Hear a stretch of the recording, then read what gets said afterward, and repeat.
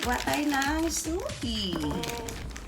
I-prepare lang natin. Mamaya natin yan gagawin. So, 3 hiwa ng apple. Tapos yung gulay na ginawa natin, frozen na siya. 'Di ba? Kung sama-sama siya lahat, mahirap siyang i-separate. Pero kung tinali-tali mo siya ng ganito, pang isahang gamit, madali mo na siyang separate.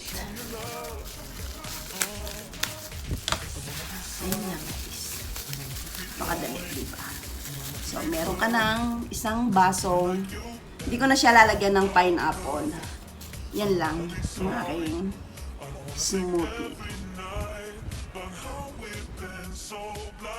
Yan guys, ang ating smoothie.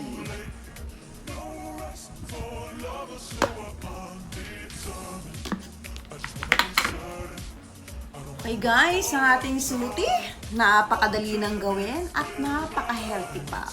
So sa mga nagmamadali dyan na siyempre tuwing umagang every morning umaalis ng maaga. Diba? Kailangan naka-prepare na yung inyong mga gagawing smoothie. Nasa fridge na, dadamputin nyo na lang at habang naliligo kayo, naka-defrost na. So, after nyong maligo, siguro medyo tunaw-tunaw na ng konti. So, hindi mo na aantayin na totally na mawala yung ice niya. Kasi yun na yung pinaka-yellow mo sa iyong smoothie. So, napakadali lang gawin guys. So, katulad ko, hindi ako mahilig sa gulay. Hindi din ako mahilig sa prutas. Pero once na ginawa mong smoothie, iba eh. Ang sarap. Lalo pagka medyo creamy-creamy siya. Kasi yung mga 3 hiwa ng apple, kalahating saging, at gulay. So, kung gusto mo lagyan ng pineapple, so nasa sa inyo yun. Kung gusto nyo lagyan ng pineapple, sa ngayon, di ko muna nilalagyan kahit meron ako dyan sa freezer. Sarap niya guys. Pag creamy-creamy siya, para maging creamy siya ng konti. Ayan. Creamy siya ng konti. Wag nyo masyadong punuin yung baso. Wag nyo masyadong punuin ng tubig, I mean. Kasi ako, ang ginagawa ko, kulang-kulang 1 basong tubig lang. So, kung gusto nyo ng medyo marami, syempre, gawin nyo ng 1 baso. So, kasi yung hindi pa nga napuno ng 1 basong tubig, di ba? Hindi pa nga napuno yung baso. Pero yung aking smoothie is 2 baso. Kasi ang dami pa, oh. Eh, nakainom na ako. So, ayun lang, guys. Lalo na sa mga nagmamadali, may mga trabaho araw-araw, hindi mo na kailangang ang magagayat, maglalagay ng yelo, maghugas ng gulay. So, gawin mo na yon when your holiday. I-stock mo na sa freezer para pagka ganyang may pasok ka, labas ka na lang ng labas, di ba? Hindi ka na maghihiwa, di ka na magtatalo, bla bla.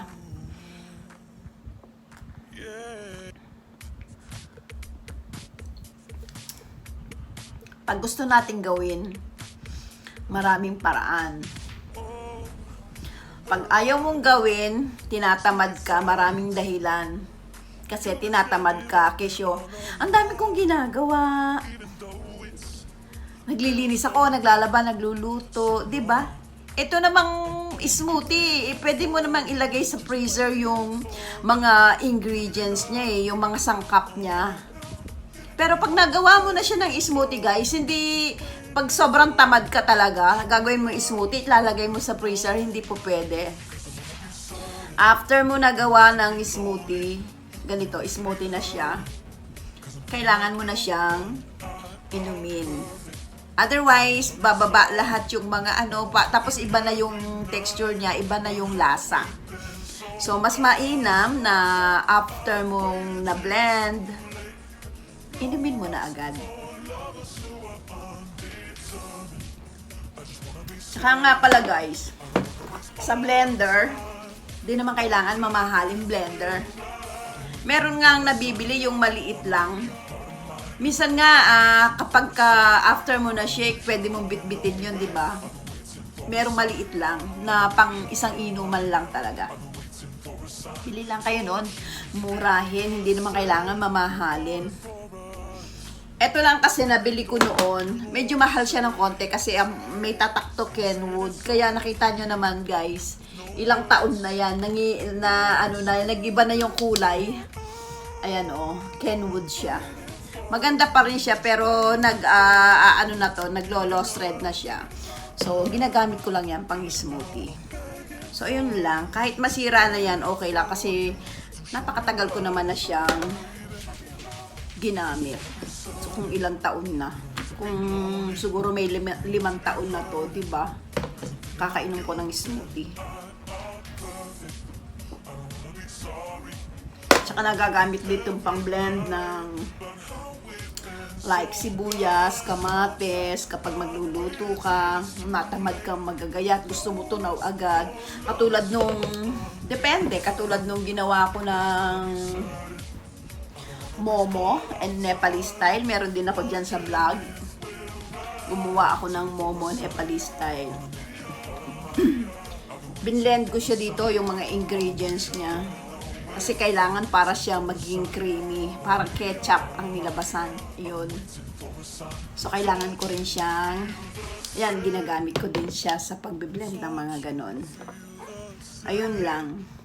So, kung sa smoothie naman guys, may nabibili naman noong mumurahin na tagi-isang baso lang talaga. Yun. Handy nga yun pwede mong dalhin. Lagay sa bag mo. So, napakaganda rin nung blender na yon. Gusto ko din bumili next time. So, inaantay ko lang munang magpaalam itong aking blender. Sayang naman yung pera. Meron pa namang napapagsabahan. Okay? So, ayun lang ang another tips, guys. Bili kayo ng blender na mura lang. Hindi kailangang mamahalin. Ayun. Tapos lahat ng ingredients, pag nagmamadali, madali nang i-prepare. Kasi nakagayat na, nakaprocess na siya. Ang tips ko today is, pag nagmamadali, yon. Tapos yung blender, mumurahin na lang ang bilhin ninyo para sa smoothie. Kasi fruits and vegetables lang naman yan. So, hindi siya masyadong mahirap i-blend kahit medyo mamurahin yung inyong blender.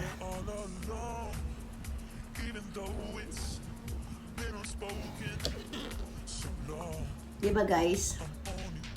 At saka, isa pang tips, yung mga hindi mahilig kumain ng gulay, kagaya ko, tsaka ng prutas, kagaya ko din.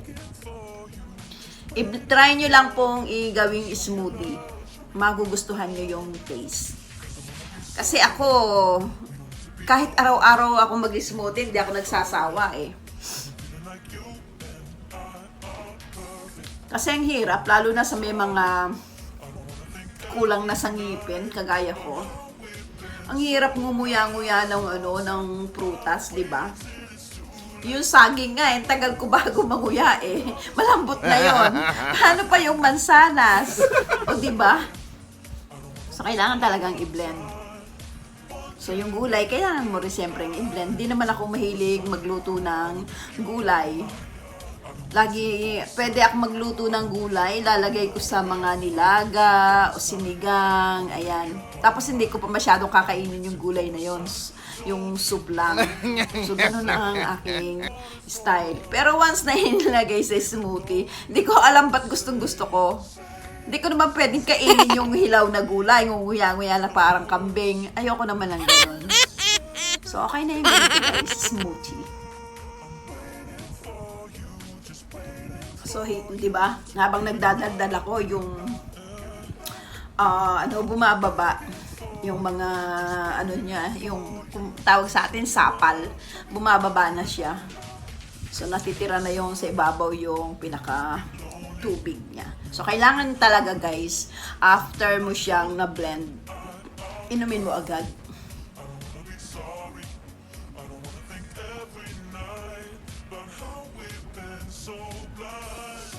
Sarap, di ba? Naubos ko 2 baso. O, di ba? Wala pa akong 5 minutes, mauubos ko na.